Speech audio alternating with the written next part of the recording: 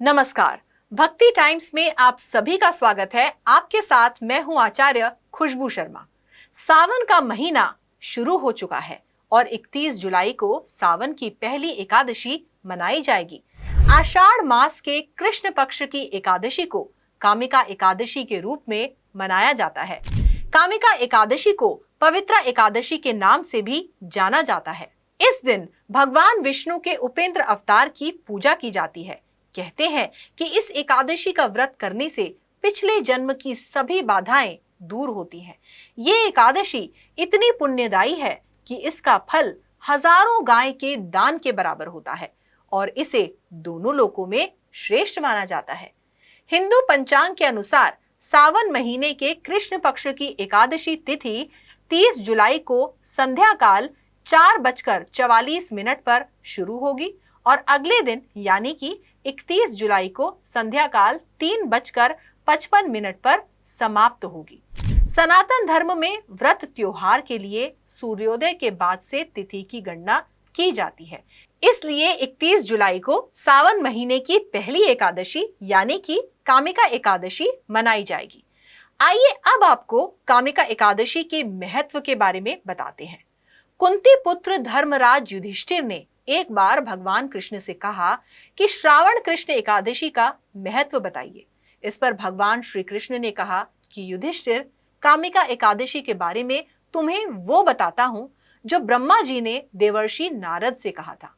ब्रह्मा जी ने कहा कि हे नारद, श्रावण मास की कृष्ण एकादशी का नाम कामिका है। इसको सुनने से वाजपेय यज्ञ का फल मिलता है। पुराणों में वाजपेय यज्ञ को बहुत ही श्रेष्ठ बताया गया है। यहाँ वाजपेय यज्ञ के फल से मतलब है कि व्यक्ति के सभी कार्य सिद्ध होते हैं। आपको आपकी जानकारी के लिए बता दें कि वाजपेय यज्ञ एक ऐसा वैदिक यज्ञ है जिसका वर्णन हमारे यजुर्वेद में मिलता है। ये यज्ञ शक्ति प्रदर्शन के लिए किया जाता है। इसमें रथ दौड़ के माध्यम से प्रजा का मनोरंजन किया जाता था। रथ दौड़ में राजा का रथ सबसे आगे होता था। इस यज्ञ को वैदिक काल का ओलंपिक भी कहा जाता है। कहते हैं कि कामिका एकादशी के व्रत के प्रभाव से साधक कभी भी कुयोनि को प्राप्त नहीं होता और सिर्फ इस एकादशी के उपवास से ही उसको मोक्ष की प्राप्ति होती है। ब्रह्म हत्या के पाप से भी छुटकारा मिलता है। आपको आपकी जानकारी के लिए बता दें कि यहाँ ब्रह्म हत्या से तात्पर्य है ब्राह्मण की हत्या, यानी जिसे ब्रह्म का ज्ञान हो उसकी हत्या। हिंदू मान्यता के अनुसार ब्रह्म हत्या 5 महापापों में से एक है, जिसके लगने पर व्यक्ति के पूरे कुल का नाश हो जाता है और उसे जीवन में तमाम यहाँ पर आपको एक बहुत ही दिलचस्प किस्सा सुनाते हैं। हिंदू मान्यता के अनुसार लंकापति रावण का वध करने के कारण भगवान राम को भी ब्रह्म हत्या का दोष लगा था, क्योंकि रावण ब्राह्मण कुल से था। मान्यता है कि भगवान राम के द्वारा रावण का वध किए जाने के कारण उस समय ब्राह्मण वर्ग में इस बात को लेकर कहीं ना कहीं बहुत ज्यादा रोष था।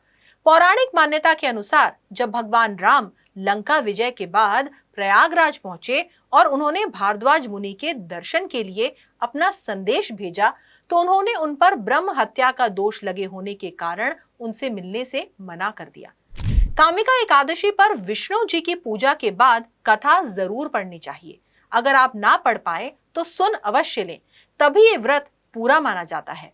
इस दिन भगवान विष्णु के समक्ष तुलसी की मंजरी चढ़ाने से व्यक्ति पाप मुक्त होता है। लेकिन इस बात का ख्याल रखें कि एकादशी के दिन तुलसी को हाथ नहीं लगाना चाहिए, इसलिए आप इसे पहले ही तोड़कर रख लें। एकादशी के दिन तुलसी को स्पर्श करना शुभ नहीं माना जाता। हालांकि आप बिना स्पर्श किए तुलसी पूजन कर सकते हैं। ऐसा करने से आपको भगवान विष्णु के साथ साथ मां लक्ष्मी का भी आशीर्वाद प्राप्त होगा। आइए अब आपको कामिका एकादशी से जुड़ी पौराणिक कथा के बारे में बताते हैं। एक गांव में एक क्षत्रिय रहता था। एक दिन किसी कारणवश उसकी एक ब्राह्मण से हाथापाई हो गई और उसमें चोट लगने से ब्राह्मण की मौत हो गई। अपने हाथों मरे ब्राह्मण की क्रिया उस क्षत्रिय ने करनी चाहिए, तो पंडितों ने उसे क्रिया में शामिल होने से मना कर दिया। उन्होंने उसे बताया कि तुम पर ब्रह्म हत्या का दोष है, पहले प्रायश्चित करो और इस पाप से मुक्त हो जाओ, तभी हम तुम्हारे घर भोजन करेंगे। इस पर क्षत्रिय ने पूछा कि इस पाप से मुक्त होने का क्या उपाय है।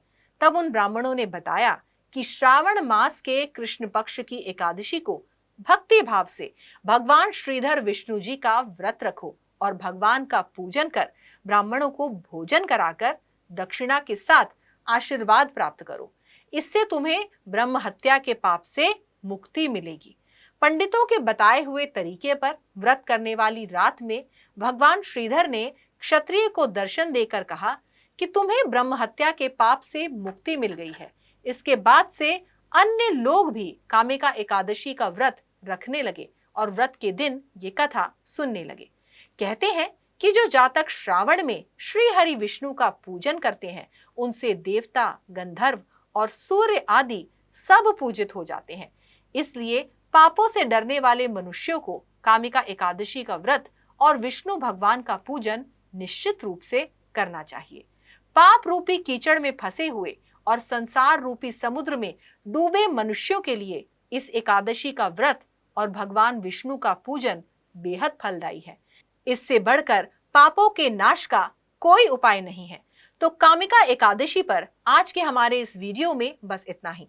आपको हमारा ये वीडियो कैसा लगा, आप हमें अपना फीडबैक देना बिल्कुल मत भूलिएगा। अगर आपको हमारा ये वीडियो पसंद आया तो इसे लाइक करें, शेयर करें और हमारे चैनल को सब्सक्राइब करें। नमस्कार।